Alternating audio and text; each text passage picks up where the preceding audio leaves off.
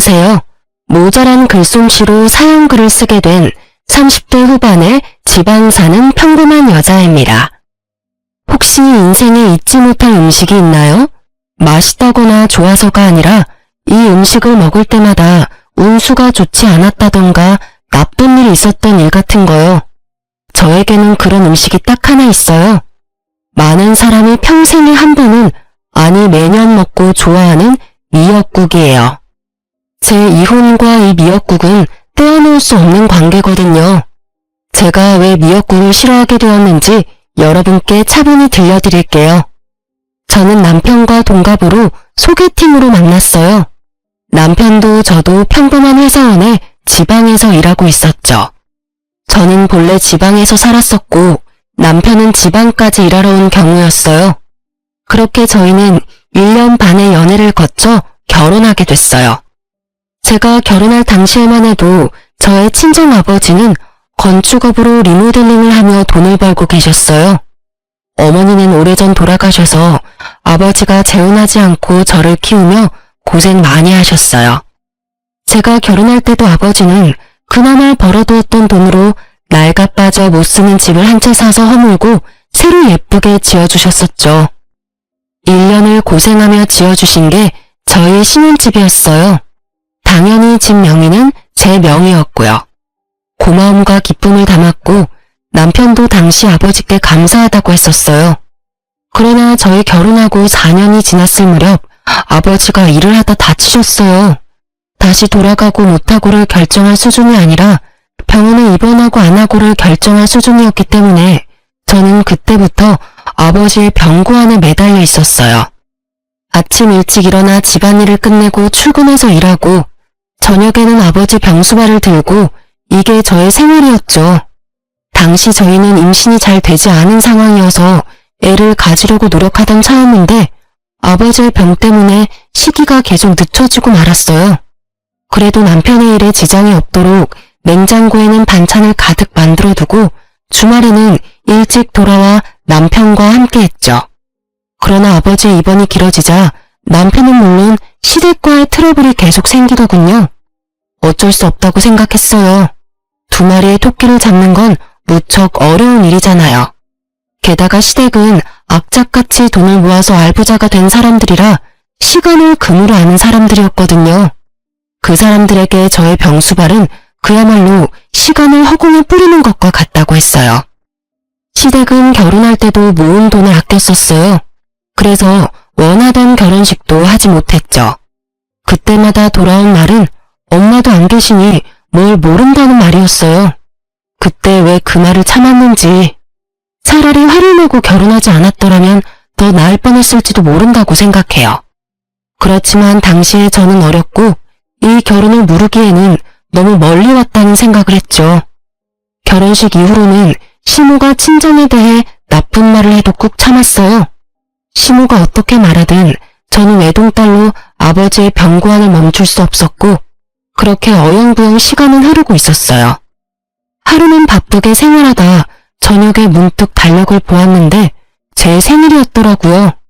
제 생일은 남편 생일보다 일주일 앞이었기 때문에 남편 생일을 생각하다 제 생일을 눈치챈 거죠.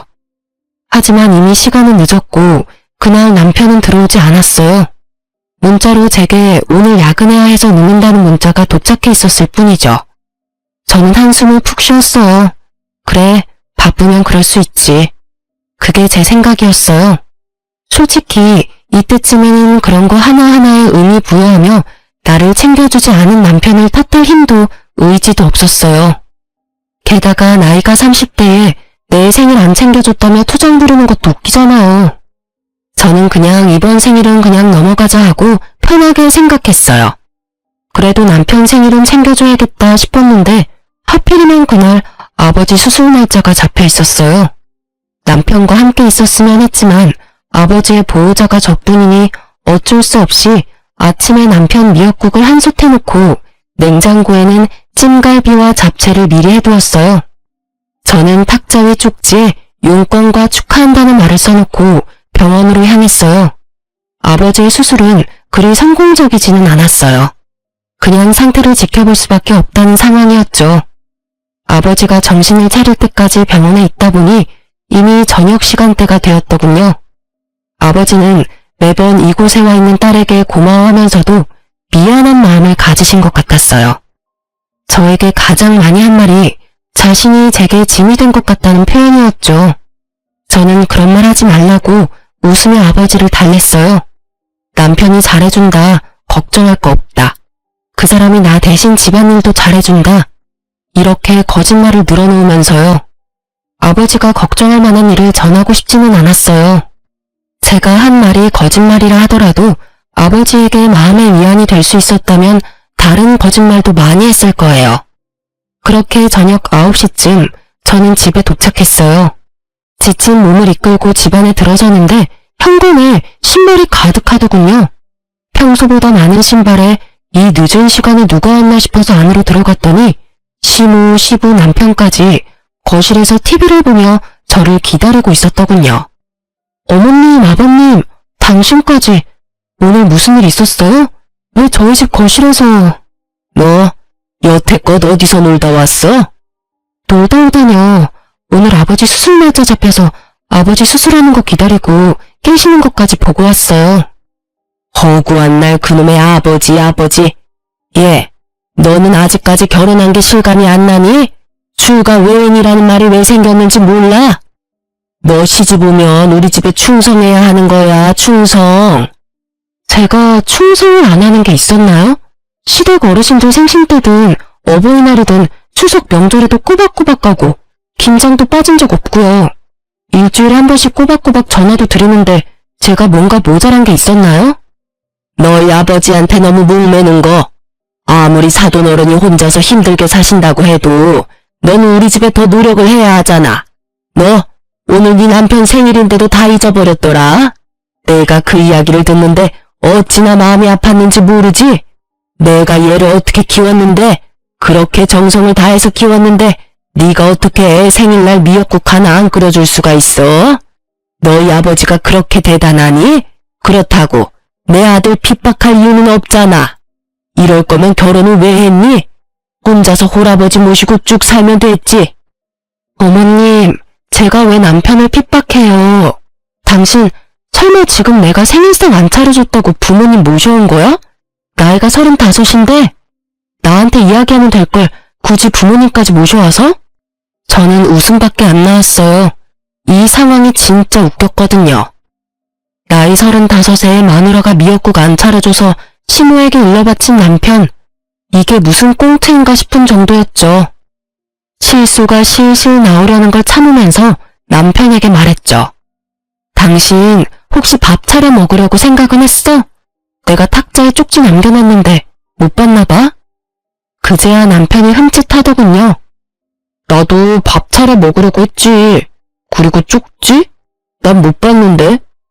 이상하네. 밥 먹으려면 테이블을 봐야 하잖아. 그래서 일부러 수저통에 넣어뒀는데 아예 밥을 안 차려 먹었어?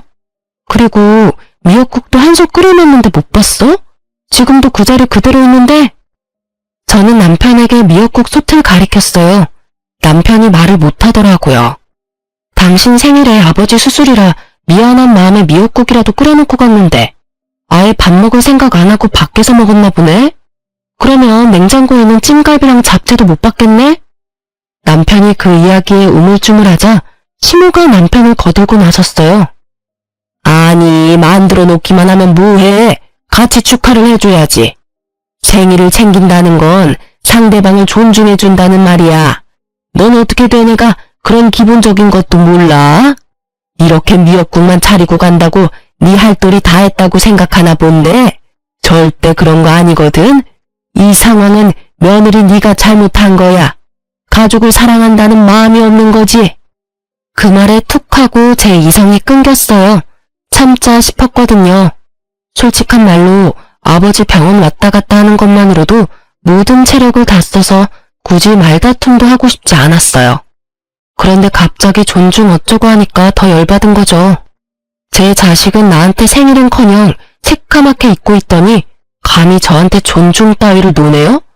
저도 열받아서 한마디 했어요. 존중요? 어머님은 제 생일 언젠지 아세요? 시모가 입을 꾹 다물더군요. 아버님도 모르시죠? 여태껏 한 번도 저를 축하해 주신 적이 없으니까요. 그리고 당신은 내 생일 기억이나 해? 남편이 쭈뼛거리더니 그제야 아차 싶은 표정으로 말하더군요. 내 생일 일주일 전이잖아. 맞아. 그때 당신이 내 생일에 축하한다는 이야기 해줬어? 아니면 밥이라도 한 끼 사줬니? 아니면 선물이라도 줬어? 남편은 아무 말도 못했고 시모와 시부도 아차 싶은 표정이었어요. 당신이 내 생일을 잊었다는 거 나 아무 말 안 하고 넘어갔어. 나도 당신도 바빴던 데다가 그런 거 따질 나이도 지났으니까. 근데 어머님 말씀 들으니까 화가 나네? 당신은 어떻게 나를 그렇게 존중할 생각이 없어? 아니면 나를 가족으로 생각을 안 한 거야? 아니면 아예 관심이 없었니? 제가 쏘아붙이는 말에 남편도 시모도 절절 매더군요. 시모는 본인이 한 이야기가 있으니 뭐라 하지도 못하고 남편은 잊어버린 게 본인이 맞으니 아무 말 못하고. 그런 건 아닌데. 아이씨, 엄마는 왜 별것도 아닌 거로 이렇게 집에 와서 난리를 쳐대. 그냥 조용히 넘어가도 됐잖아. 뭐? 네가 나한테 와서 며느리가 너한테 신경 안 써준다고 한마디 해달라고 그랬잖아. 뭐 결국은 그런 거죠. 남편이 또 나이값 못하고 시모에게 떼쓰더라고요. 일러 바친 남편이나 그 말 듣고 아들 집에 와서 며느리 잡는 시모나 50부 100부 똑같은 사람들이죠. 저는 그런 남편에게 말했어요. 하긴 아픈 장인 병원에 한 번을 안아보는 당신이 나를 가족으로 생각했을 리가 없지. 안 그래? 매번 내가 아버지 병원에 가는 거 싫어했잖아.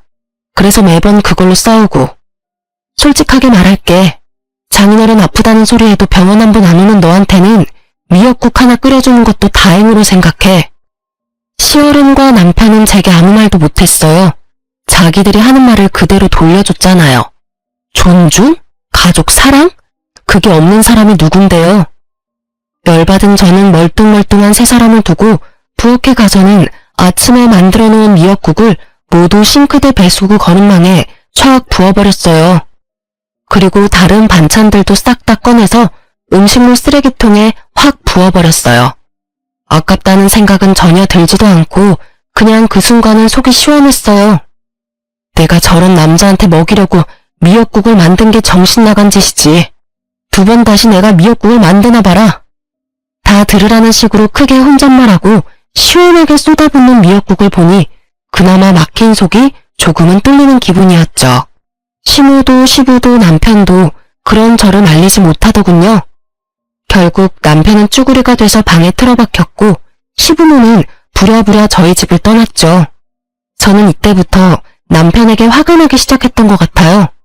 우리끼리 조용히 해결해도 될 일에 시부모를 끌어들이는 생각 없는 사람이 내 남편이라는 것도 너무 짜증났고요. 이렇게라도 정리가 돼서 다행이라고 생각하고 있었죠. 저는 이때 이 사람들이 제게 더 반박하지 않은 게 다 본인들이 잘못했다는 걸 깨달아서 그런 거라고 생각했는데 그게 아니라 다른 음흉한 생각이 있었던 거예요. 제가 그걸 알게 된 건 아버지의 3일장 마지막 날이었어요. 미역국 사건이 있고 몇 달 안 돼서 아버지는 결국 돌아가시고 말았어요. 너무 죄송한 마음이 많이 들었어요. 손주 한 번 안겨드리지도 못했고 맛있는 거 대접도 제대로 못 해드렸는데 이렇게 허망하게 가실 줄은. 저는 저대로 힘든 상황에 봉착했어요. 당시에 일을 하고 있었음에도 생활비를 제외한 돈은 거의 대부분 아버지의 병원비로 들어갔어요. 실비로 나온 것도 많았지만 그 외의 비용도 만만찮게 많이 들었었거든요. 결국 친정집은 아버지가 돌아가시고 완전히 폭삭 사라져버렸죠. 아버지가 노후를 보낼 생각으로 구해두었던 집은 결국 빚만 잔뜩 남긴 채 다른 사람에게 팔려갔고 딸인 제게 남은 건 몇만 원 남지 않은 아버지의 통장들이었죠. 이미 결제한 장례식 비용을 어떻게 갚아야 하나 걱정하던 중 남편과 시댁에서 저를 찾아왔더군요. 이제 막 모든 것이 끝나고 마음을 추슬러야 하는 이때 그들이 저를 데리고 간 곳은 한정식 가게였어요. 저는 처음으로 이 사람들이 고생한 나를 위해 이곳에서 식사를 대접해준다고 생각했어요. 여태까지 서운하고 힘들었던 마음이 천천히 녹아드는 기분이었죠. 하지만 이상하다는 생각도 했어요. 시부모와 남편 신우가 저를 무척이나 살피는 표정으로 바라보았거든요. 이상하게 생각하기는 했지만 깊이 생각하지는 않았어요. 아니, 생각할 여유가 없었다는 게 맞는 말일 것 같아요. 그렇게 한정식 코스 요리를 다 먹고 났더니 마지막으로 식사가 나왔어요. 그런데 제 식사에 미역국이 나왔더군요. 저는 주변을 보았어요. 나머지는 미역국이 아니었거든요. 제 생일도 아닌데 왜 미역국을 주나 싶었는데 식사가 얼추 끝났다 싶었는지 그제야 시무가 입을 떼더군요. 그래, 고생했다. 아버지 3일장 끝났으니 이제 한시름 놓을 수 있을 거야. 네. 그리고 우리가 네 생일날 무심했던 게 너무 미안해서 이곳으로 데려온 거야. 그러니 그 일은 잊고 새로 좋은 가족이 되어보자는 의미로 받아들이면 된다. 이 미역국이 그런 의미였나 싶어 미역국을 한술 떴어요. 입으로 미역국을 가져가려는데 시무가 말을 하더군요. 그리고 네 아버지가 돌아가셨으니 내가 너에게 제안할 게 있어. 너도 그리 나쁘지는 않은 이야기일 거다. 너 병원에 입원해 계신 내 시어머니를 알고 있지? 너의 시조모 말이다. 네, 여러 가지 지병으로 요양병원에 입원해 계신 건 알고 있어요. 너희 아버지 간병하면서 이래저래 병간호일도 몸에 붙었을 테니 이번에는 네가 너희 시조모 수발을 좀 들어줘야겠다. 저는 순간 당황해서 미역국을 먹지도 못하고 고개를 들어 시무 얼굴을 쳐다봤어요. 제가요? 그럼 너 말고 누가 있겠니? 다 늙어서 힘도 없는 이 시어머니가 아랴? 너 여태까지 네 아버지 수발 잘 들었잖니? 설마 지댁에서 시키는 거라서 하기 싫다는 건 아니지? 공짜로 하라는 건 아니다. 네 시조모 앞으로 보험금이 좀 있어. 그분이 자기 수발 드는 자식에게 그 보험금 전액을 수령인으로 해주겠다 하지 않니? 어차피 오늘 내일 하는 늙은이고 네가 일만 잘해주면 손쉽게 상속받을 수 있는 일이야. 당시 시조모는 간병사가 모시고 있었는데 시조모는 가족들이 자기를 버렸다고 생각한 것 같았어요. 그러면서 수발 들어주는 사람에게 남은 재산인 보험금을 주겠다고 했던 거예요. 시부의 형제자매가 이남 일녀였는데 하겠다고 나선 사람이 선뜻 없던 모양이에요. 그리고 아무 지식도 없는 큰아버지의 손주가 간병하러 갔다가 시조모에게 욕만 얻어먹고 쫓겨난 모양이라 이 사람들은 제가 그 역할에 딱 안성맞춤이라 생각한 모양이더군요. 눈앞에 미역국이 갑자기 꼴도 보기 싫어지면서 제가 여태 이 방에서 먹은 것들이 역겹게 느껴졌어요. 이 사람들이 내게 마음을 써줄 리가 없다는 게 너무나 확 다가왔거든요. 그럼 제가 시조모님을 모시면 그 수령이는 제 이름이 되는 건가요? 그건 아니지. 당연히 아들 이름으로 들어가게 되는 거지. 그럼 안 할래요. 할 필요가 없잖아요. 어차피 남편 이름으로 들어가면 저한테 한 푼도 안 떨어질 테니까. 여보, 무슨 소리야. 내가 당신 섭섭지 않게 잘 챙겨줄게. 부모님 나 당신 3등분하면 딱 되지 않을까? 무슨 소리야. 왜 이야기가 그렇게 돼? 고생은 내가 다 하는데 당신이랑 시부모님은 왜 돈을 그만큼 가져가? 아, 지금 남의 돈 욕심내는 거야? 솔직히 그 보험금이 당신 돈은 아니잖아. 우리 할머니 할아버지가 모은 돈을 왜 네가 다 가져가려고 하는데? 그럼 나한테 시키지를 말아야지. 솔직히 나도 하고 싶은 마음도 없고 돈도 얼마 안 되는 것 같고. 안 그래? 그럼 그냥 그 돈 큰아버지나 고모님 주면 되지. 내가 안 하면 그 돈 구경도 못하는 건 그쪽이잖아. 당신도 말하는 거 웃기네. 내가 돈 욕심을 내? 욕심내는 게 누군데? 나야 일하고 정당하게 받는 거라고 치지만 당신이랑 어머님은 아무것도 안 하고 내가 고생한 거 홀라당 하겠다는 거랑 뭐가 달라? 재주는 곰이 부리고 돈은 주인이 받는다더니 딱 주인 노릇하려고 그러는 거 내가 모를 줄 알았어? 보자 하니까 사람을 아주 집안에 달린 식모처럼 부리려고? 야, 적당히 까불어. 누가 언제 너 식모처럼 부린대? 말 똑바로 해라. 돈 준다잖아. 솔직히 장인어른 아플 때는 돈 없이도 수발 잘 만들더니 왜 시자가 들어가니까 하기가 싫어?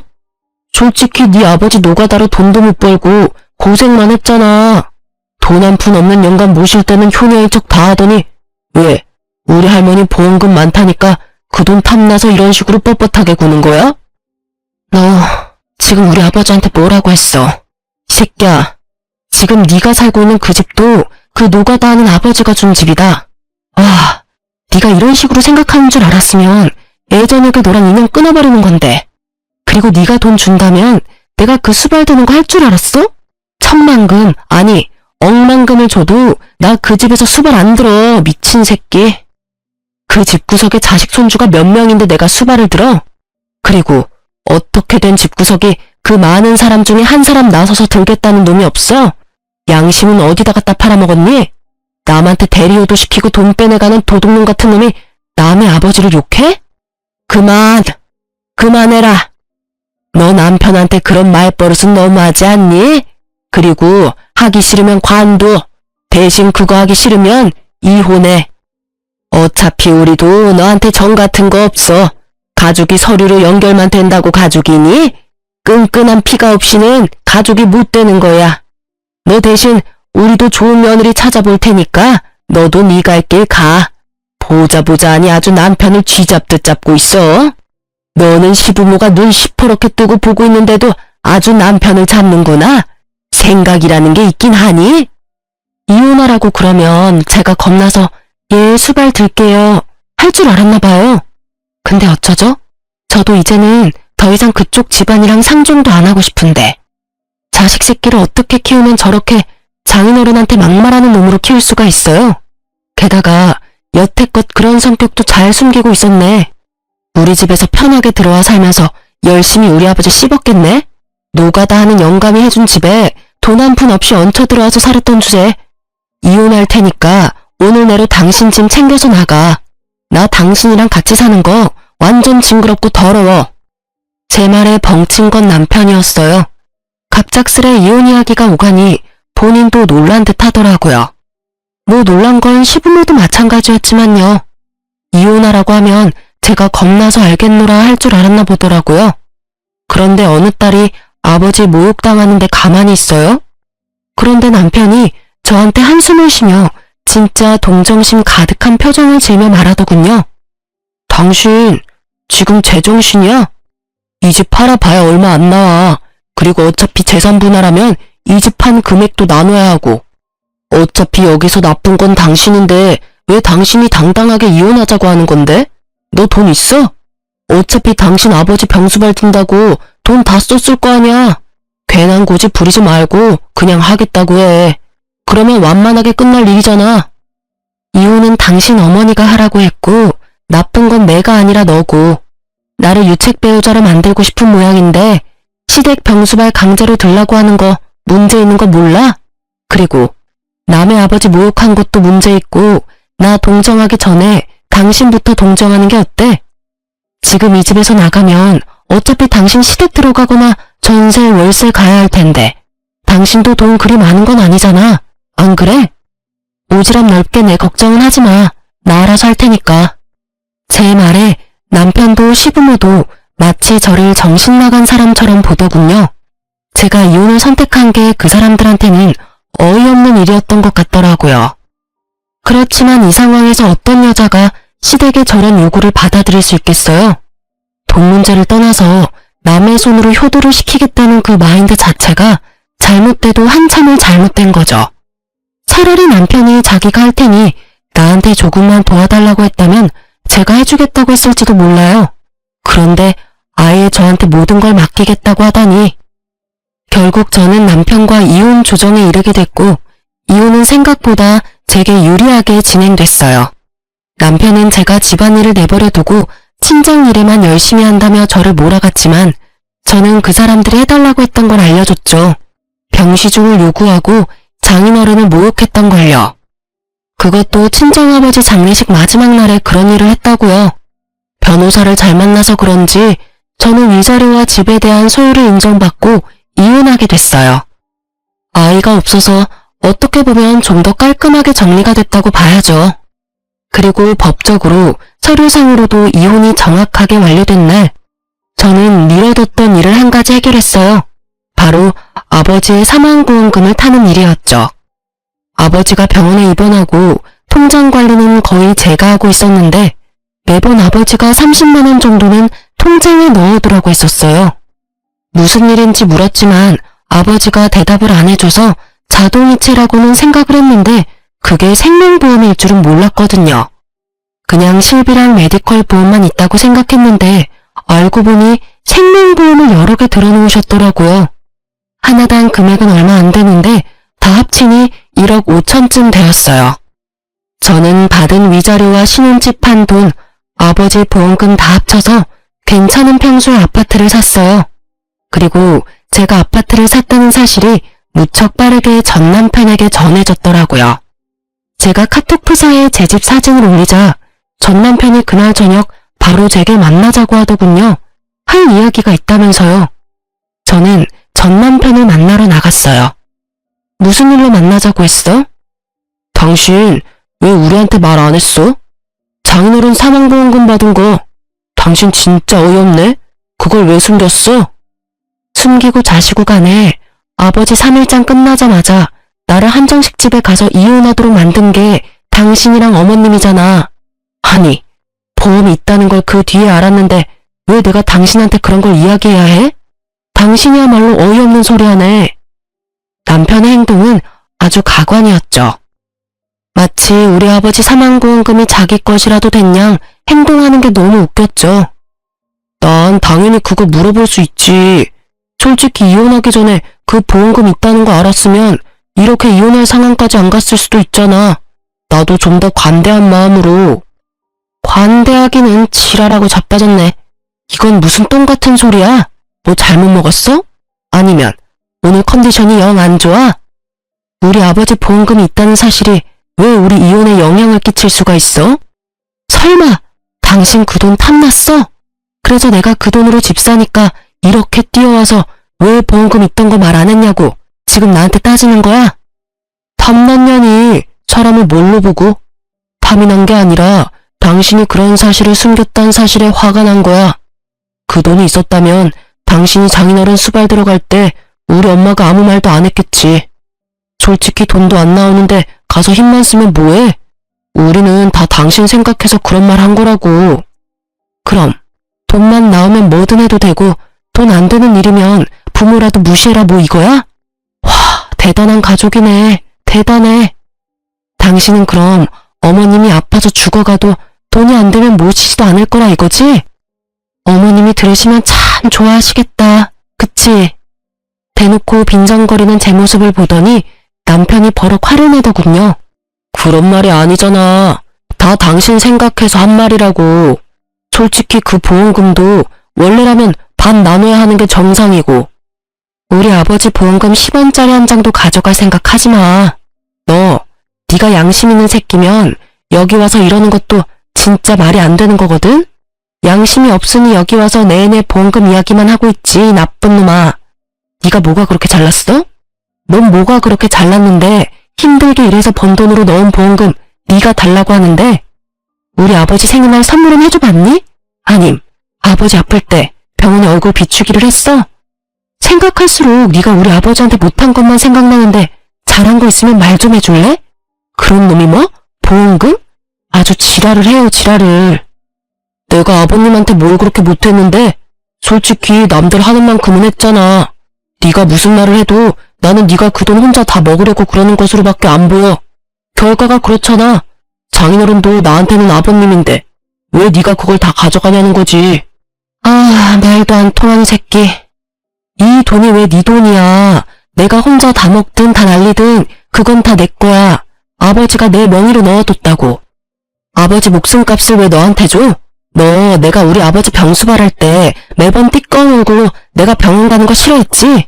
너뿐만이 아니야. 너희 집 가족들 다 똑같이 나한테 그런 표정이었지. 쓸데없는 짓 한다고, 돈 안 되는 짓 한다고, 시댁보다 친정 우선시한다고. 근데 그렇게 말하고 그렇게 행동한 주제에 이제 와서 우리 아버지 보험금 달라는 건 너무 뻔뻔한 거 아니야? 아니지. 뻔뻔한 걸 넘어서서 완전 강도 새끼 아니냐고. 뭐?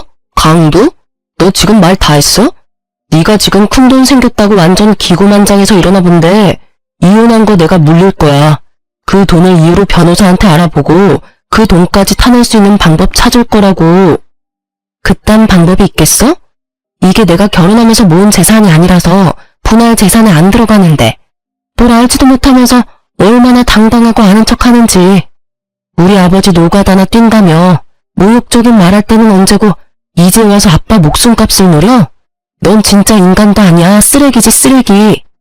내가 미친년이지. 저런 놈도 전 남편이라고 나한테 사과할 줄 알고 나왔더니 사과는커녕 자기 돈도 아닌 돈 내놓으라고 생떼를 쓰러 온 줄도 모르고.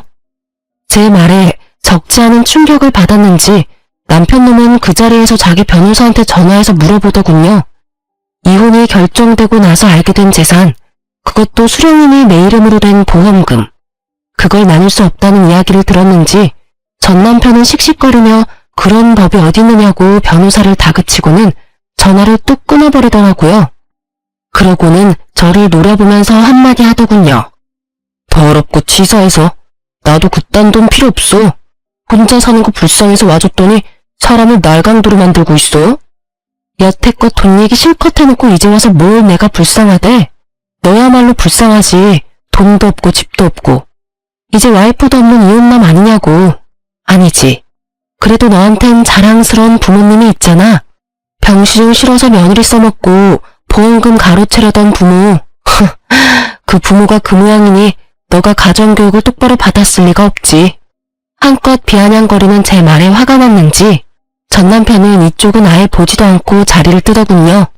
자기가 만나자고 해놓고는 맘대로 안 되니 멋대로 떠나면서 제가 불쌍해서 와줬다는 전 남편을 보며 참으로 헤어진 게 잘한 일이라는 걸 실감했어요. 저런 찌질이 수전노 같은 인간이랑 같이 살았던 시간이 아깝다고요. 그런데 전 남편의 공격이 끝은 아니었어요. 그날 저녁 이후로 시모가 전화 왔더라고요. 너 이 싹수도 없고 돈만 밝히는 년, 너 일부러 이혼하자고 한 거 아니니? 그 돈 다 혼자 먹으려고. 모자지간 아니랄까봐 말하는 게 똑같더라고요. 돈을 왜 먹어요? 그리고 제일 먼저 이혼 이야기 꺼낸 거 어머님인 거 잊으셨어요? 저는 당신 말대로 한 것뿐이에요. 이혼하라고 하길래 더 이상 그 집안 사람들이랑 상종도 하기 싫어서 이혼하겠다고 답한 것뿐이라고요. 그리고 그때는 아버지 보험금 있는지도 몰랐거든요. 그러게 마음을 좀만 더 곱게 쓰시지 그랬어요. 그랬으면 제가 전 남편과 그 돈을 나눴을 수도 있었을 텐데. 아니지. 조금만 더 늦게 저한테 그런 요구를 했으면 그 돈의 행방이 좀 달랐을지도 모르죠. 뭐 어느 쪽이든 어머님과 전 남편이 잘못했다는 건 누가 봐도 확실한 일이잖아요? 그걸 가지고 저한테 책임 전가하지 마세요. 말이라도 못하면 밉지나 않지. 꼬박꼬박 말대꾸해. 그래, 돈 좀 가지니까 아주 네가 왕이라도 된 것 같지? 그게 얼마나 가겠냐. 넌 곧 망할 거다. 그런 악담과 함께 시모는 수화기 너머로 카악퇴하며 침을 뱉더라고요. 물론 저한테 튈 리는 없겠지만 시모의 의도대로 제 기분만큼은 아주 더러워졌죠. 망하든 잘되든 이제 상관없으니 더 이상 연락하지 마세요. 앞으로 연락하면 내용에 따라 경찰에 신고를 할 수도 있어요. 결국 제 으름장에 시모도 전화를 뚝 끊어버렸어요. 그렇게 한 소리 퍼붓고 나니 그래도 마음이 조금은 후련했어요. 그 뒤로 연락도 없어서 저는 평화롭게 지내고 있었어요. 아니요, 평화로운 척했죠. 필사적으로. 있는 게 이기는 거라고 생각하면서 말이죠. 그렇게 몇 달이 지난 뒤 저는 전 남편과 아주 어이없는 재회를 하게 됐어요.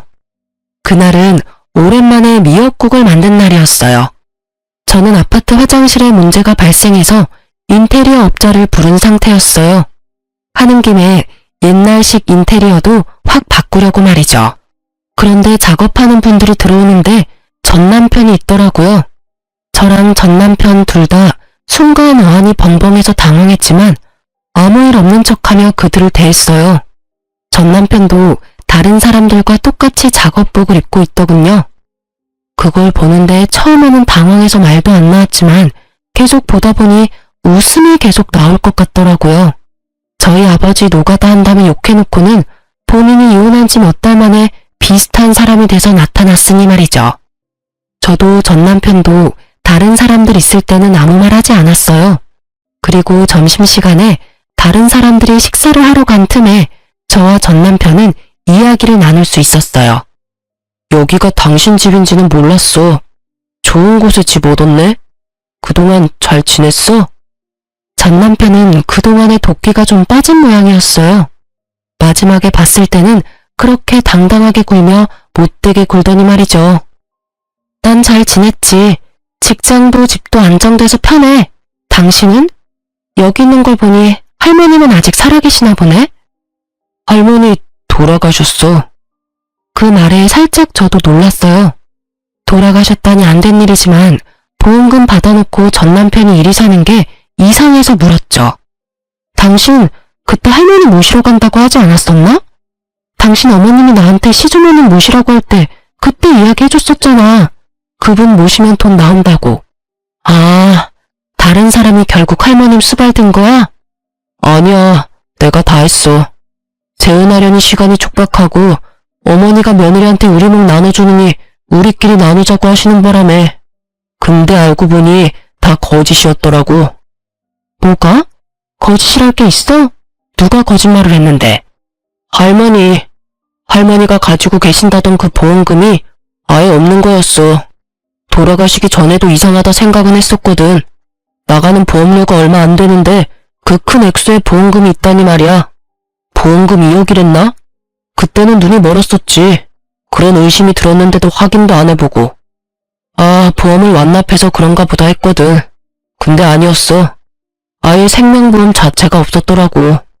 설마. 제 말에 남편이 쓴웃음 지으며 말하더군요. 보험이 없었으면 차라리 나을 뻔했지.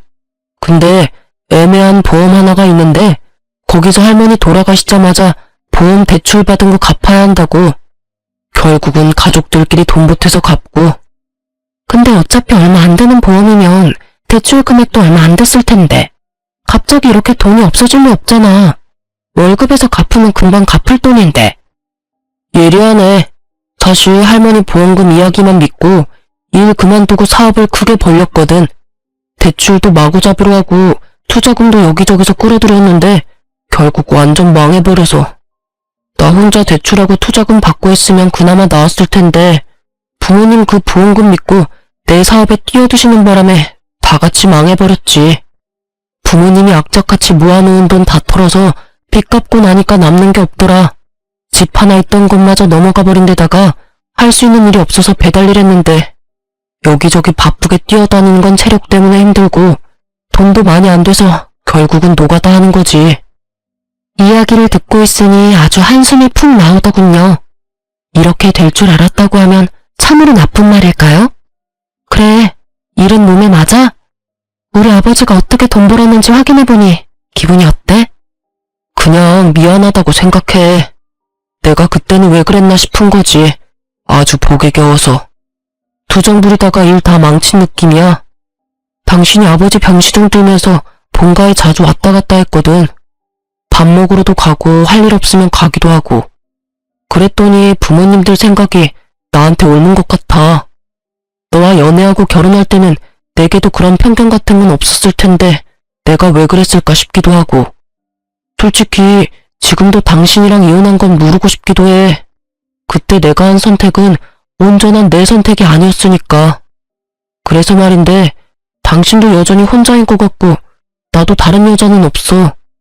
이번에야말로 애 낳고 잘 살아보지 않을래? 결국 마지막에는 전 남편이 재결합 이야기를 꺼내더군요. 애가 없다는 게 이토록 다행이라고 생각할 줄이야. 아마 애가 있었다면 남편은 더욱 집요하게 저를 설득하려 했을지도 몰라요. 아니? 나는 당신이랑 다시 살 생각이 전혀 없어. 당신이랑 같이 살며 내 아버지한테 미안한 기분만 들거든. 그리고 당신이 아무리 바뀌어도 바뀌지 않는 게 있어. 이미 상처 입은 내 마음 말이야. 그건 어떤 걸로도 치유되지 못하고 어떤 식으로든 해결하지 못해. 재결합을 하면 더 단단하게 굳어질 거라고 생각해? 아니, 틀렸어. 재결합을 하면 아슬아슬하게 이어붙인 조각들이 언젠가는 예전보다 더 잘게 조각나고 말 테니까. 이쯤에서 그런 생각은 접어.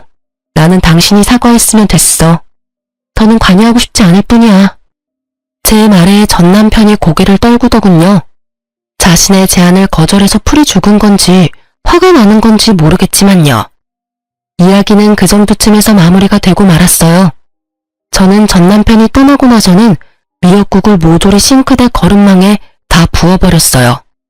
미역국이 마치 저에게 안 좋은 일만 가져다 주는 것 같아서요. 왜 꼭 그날이었을까 싶어요. 물론 우연이었겠지만. 그날 이후로 저는 미역국을 아주 극도로 거부하게 됐어요.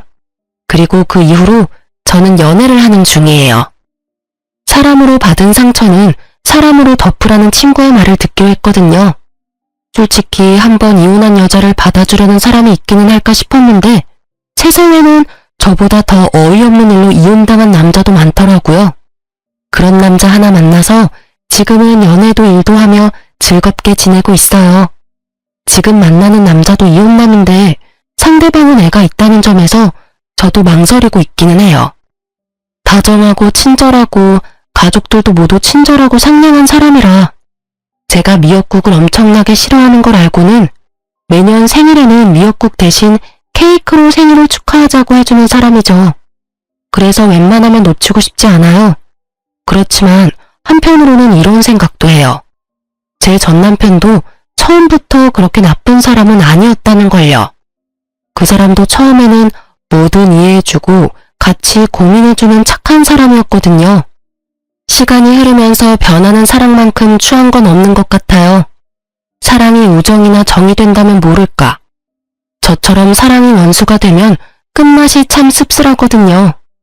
그 사람과의 좋은 추억은 여전히 가슴에 있지만 그런 가슴에 못을 박아버린 것도 그 사람이니까요.